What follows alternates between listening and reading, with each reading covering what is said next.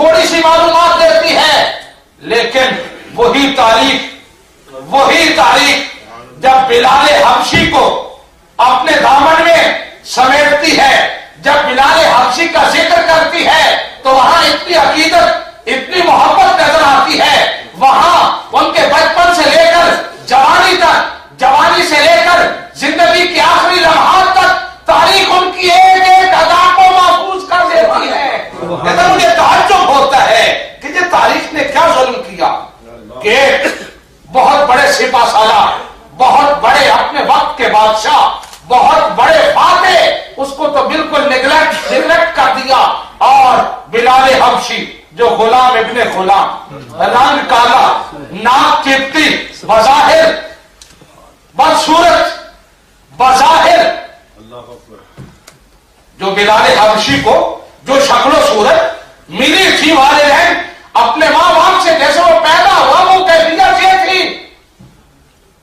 गुलाम इब्ने गुलाम है, बिकता हुआ मक्का की मंडियों में आता है, उमैया बिन खलफ खरीदता है, फिर जुल्म और सितम होते हैं, क्या कुछ नहीं होता।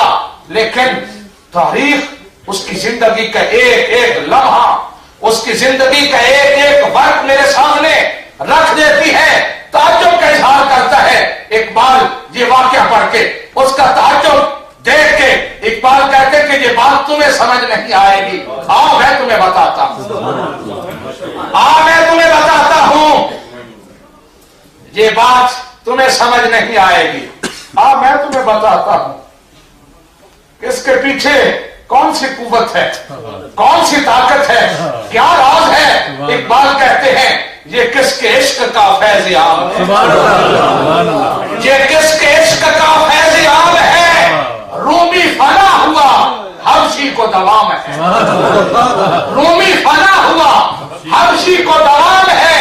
ये किसके इश्क का फैज़ आम है कि वो बिलाल जिसका रंग काला था, जिसकी नाक चिपटी थी, जो बज़ाहिर हसीनो जमील नहीं था, लेकिन जब आका की बारगाह में बिक जाता है, अपना सब कुछ बिलाल कुर्बान कर देता है, तो फिर मकाम क्या मिलता है। शायर ने क्या खूब कहा, हुरानू तू हुस्न बने हबशी बिलाल, हुरानू तू हुस्न बने हबशी बिलाल का। वही बिलाल जो गुलाम इब्ने गुलाम था, जो गुलाम इब्ने गुलाम था, जो रंग का काला था, जिसका कोई हस्ब नसब नहीं था, कोई बैकग्राउंड नहीं थी। वही बिलाल जब आका के गुलाम बन जाते हैं और बंदा बेदाम बन जाते हैं, अपना सब कुछ कुर्बान कर देते हैं, अपनी वफाओं का अमली सबूत फराहम करते हैं, मकाम क्या मिलता है। वो बिलाल हबशी जो गुलाम इब्ने गुलाम था, जब बिलाल हबशी मिसाल करते हैं तो 32 लाख मुरब्बा मील का हाकिम, मुसलमानों का खलीफा, कुरैशियों का बहुत बड़ा नाम, बड़े हस्ब और नसब वाला उमर बिन खत्ताब मिंबर में खड़े होके कहता है अल यौम माता सय्यदुना बिलाल। आज कुरैशियों के सरदार हबशी बिलाल फौत हो गए, आज कुरैशियों के सरदार हबशी बिलाल फौत हो गए। बिरादरान इस्लाम, नबी करीम सल्लल्लाहु अलैहि वसल्लम ने यही तो इनकलाब बर्पा किया, यही तो वो जहालतें थी जिनको आपने अपने कदमों के नीचे रौंद दिया था। खुतबे हज्जतुल विदा के मौका पर आपने फरमाया, लोगों मैं तुम्हारी तमाम जाहिलाना रस्में, तमाम रिवाज उनको अपने कदमों के नीचे रौंद रहा, आज के बाद उनका नाम न लेना, उनके करीब न गुजरना। लेकिन आज फिर वो रस्में हमारे अंदर आ रही हैं, आज फिर वो हमारे दामनों में पनाह ले रही है।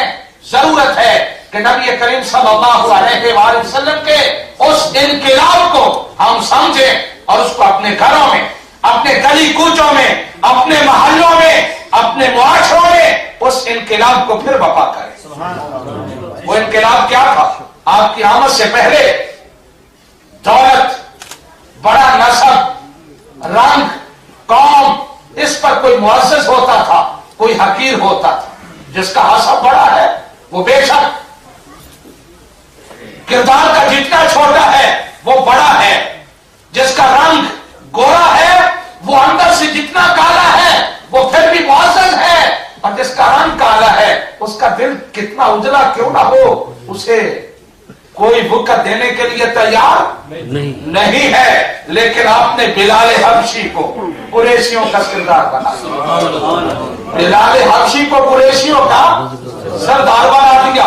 بات چل رہی تھی حضرت حلیمہ سعدیہ رضی اللہ تعالی عنہا کی کہ قربان جاؤں حلیمہ تمہارے مقدر، اللہ تبارک و تعالی نے تمہیں کتنا عظیم مقدر عطا ہے، تیری شانیں کس طرح بڑھائیں۔ اور حضرت حلیمہ سعدیہ نبی کریم صلی اللہ علیہ وآلہ وسلم کے بچپن کا ایک ایک لمحہ، ایک ایک عمل، ایک ایک حال بیان کرتی ہیں، اور فرماتی ہیں کہ راتوں کو سوئے ہوئے ہوتے کبھی میری آنکھ کھلتی، کبھی میری آنکھ کھلتی تو میرا کمرہ گونج رہا ہوتا ذکر الہی، تسبیح ہوتا حلیل سے، میرا بیٹا پڑھ رہا ہوتا لا الہ الا اللہ قدوسا نامت العیون والرحمن لا تأخذہ سنۃ ولا نوم۔ نبی کریم صلی اللہ علیہ وسلم راتوں کو بچپن میں یہ ذکر کر رہے ہوتے، توحید کا اعلان کر رہے ہوتے۔ مجھے تعجب ہوتا کہ میرا بیٹا کیسا ہے، یہ لفظ تو میں نے کبھی سنے نہیں ہے، یہ باتیں تو ہمارے اندر نہیں ہیں، یہ کہاں سے لاتا ہے۔ حضرت ابو طالب بیان کرتے ہیں کہ نبی کریم صلی اللہ علیہ وسلم جب بھی کھانا کھانے لگتے تو بسم اللہ ضرور پڑھتے بچپن میں، اور پھر کہتے ہیں آپ کی اتنی برکتیں تھیں ہمارے گھر میں آپ کی وجہ سے، کہتے ہیں کہ اگر آپ ہمارے ساتھ کھانا کھاتے، ہم مل کے کھانا کھاتے، نبی کریم صلی اللہ علیہ وسلم نے بیان فرمایا، آپ نے سنا ہوگا پڑھا ہوگا کہ آپ نے فرمایا فیملی مل کے کھانا کھائے، دوست مل کے کھانا کھائے، برکت ہوتی ہے۔ ایک کا کھانا دو کے لیے کافی، دو کا چار کے لیے، چار کا 8 کے لیے، کھانے میں برکت ہوتی ہے، مل کے کھانا کھایا کرو۔ آپ نے ترغیب دی 40 سال کے بعد، لیکن عمل کیا بچپن میں، عمل کیا بچپن میں۔